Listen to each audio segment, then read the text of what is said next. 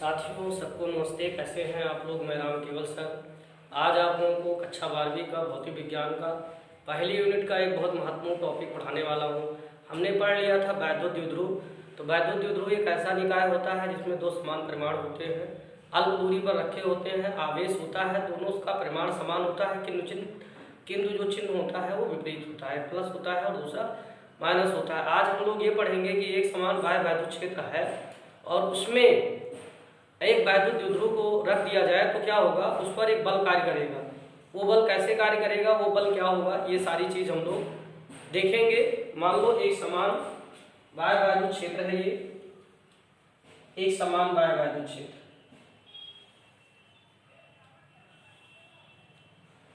इसको हमने नाम दे दिया ई, वेक्टर ई। ये वैद्युत क्षेत्र की दिशा इधर है ऐसे। इसमें एक वैद्युत द्विध्रुव को हमने रख दिया, एक वैद्युत द्विध्रुव को रख दिया जिसकी लंबाई जो है एक माइनस क्यू है और ये यहां प्लस क्यू है। एक चीज याद रखना आप लोग कि जब कोई वैद्युत क्षेत्र होता है तो जो ऋण आवेश होते हैं, मान लो वैद्युत क्षेत्र इधर से इधर है तो ऋण आवेश इसके विपरीत दिशा में चलते हैं, विपरीत दिशा में बल लगता है। तो जब किसी वैद्युत क्षेत्र में हम लोग ने पढ़ा था E बराबर एफ अपान क्यू, हमने क्या पढ़ा था, E बराबर एफ अपान क्यू। तो एफ बराबर क्या होगा, क्यू ई। एफ बराबर क्या होगा, क्यू ई होगा।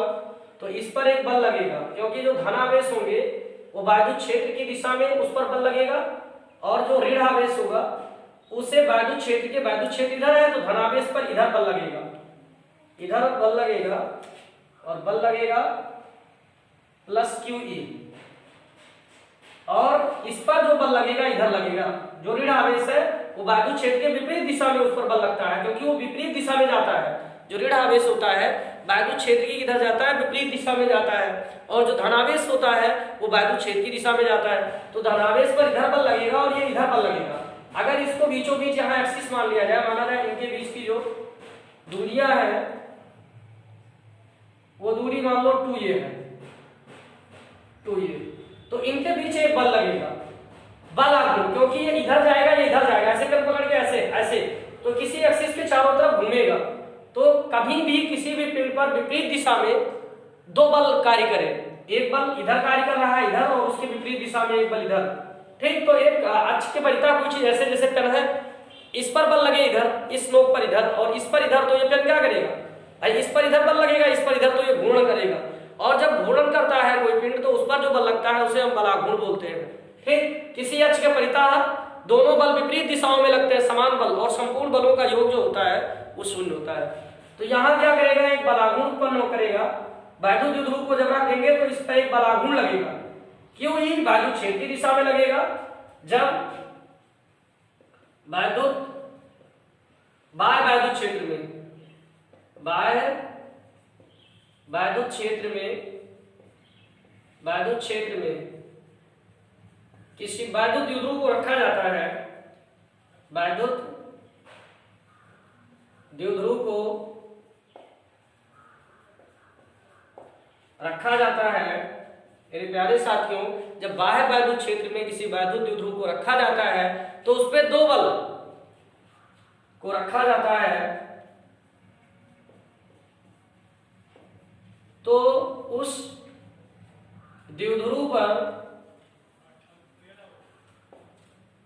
दो बल कार्य करने लगते हैं, दो बल कार्य करने लगते हैं।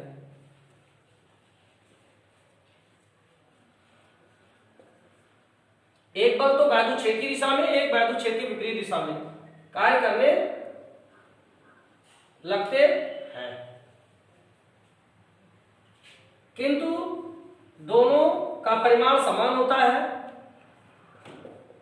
दोनों का परिमाण जो होता है, जो वैल्यू होती है, समान है। देखो F बराबर क्यू ई, यस, इसकी फार्मूला के अनुसार, और ये भी क्यू ई है, यहां भी जो बल लगेगा वो क्यू ई होगा माइनस क्यू ई। परिमाण दोनों का समान है, चिन्ह विपरीत है, तो किंतु दोनों का पर दो बल कार्य करने लगते हैं, किंतु दोनों का परिमाण समान है,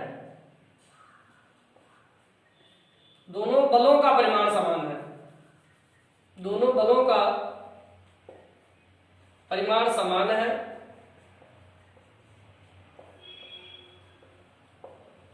दोनों बलों का परिमाण क्या है, समान है, किंतु चिन्ह क्या है, विपरीत है। समान है तथा चिन्ह विपरीत है। अतः द्विध्रुव पर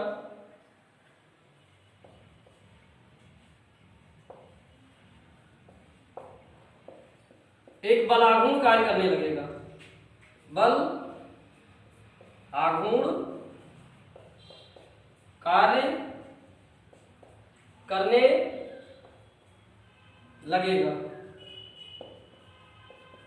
एवं द्विध्रुव घूमेगी, द्विध्रुव घूर्णन करेगी, घूर्णन करेगी।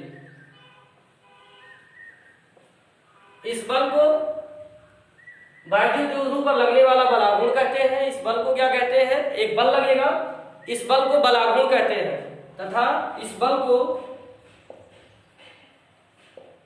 द्विध्रुव पर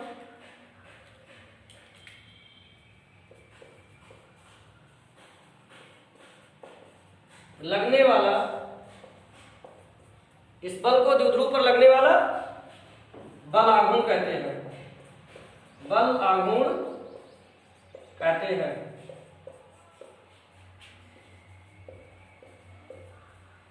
तथा इसे टो से प्रदर्शित करते हैं, टो से प्रदर्शित करते हैं। अब ये देखेंगे बल आघूर्ण बराबर होता है कोई एक बल गुणे दोनों बलों के बीच की लंबवत दूरी। अब मान लिया जाए अगर ये थीटा कोण पर यहां है, किस कोण पर है, थीटा कोण पर, तो यहां से यहां तक की लंबी दूरी हो जाएगी ये, तो ये दूरी यहां से यहां तक दूरी निकालना है। इसको हम वो मान ले, इसको ये मान लेते हैं, इसको बी, तो ओ ए बी में क्या होगा भाई, लंबिक दूरी जब निकालेंगे तो इसमें ये लंब बटा कर्ण तो साइन थीटा लगेगा, तो इसमें क्या हो जाएगा, ओ बी बराबर हो जाएगा लंब बटा कर्ण ओ बी बटा 2a बराबर साइन थीटा, यहाँ थीटा कोण अगर मान रखा है तो ओ बी बराबर क्या होगा 2a साइन थीटा।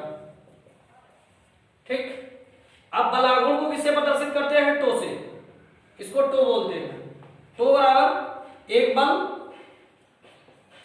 गुणे दोनों बलों के बीच की लांबिक दूरी, दोनों बलों के बीच की लांबिक दूरी, एक बल गुणे दोनों बलों के बीच की लांबिक दूरी, लंबवत दूरी, बलों के बीच लंबवत दूरी।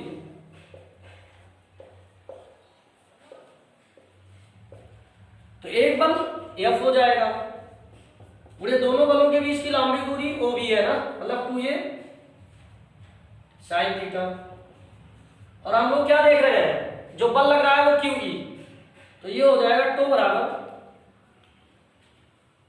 यहां देख लेते हैं F का मान QE गुणे 2a साइन थीटा। अब हम लोग टो बराबर क्या लिखेंगे, Q गुणे 2a।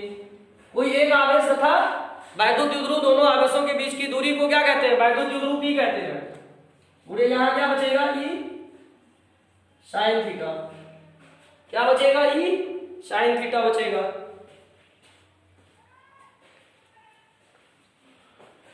अब मेरे प्यारे साथियों क्या देखेंगे कि इसका मान जो है वो P हो जाएगा, तो टो बराबर क्या होगा, यहां लिख लेते हैं टो बराबर इसके जगह पे P द्विध्रुव आघूर्ण P E साइन थीटा।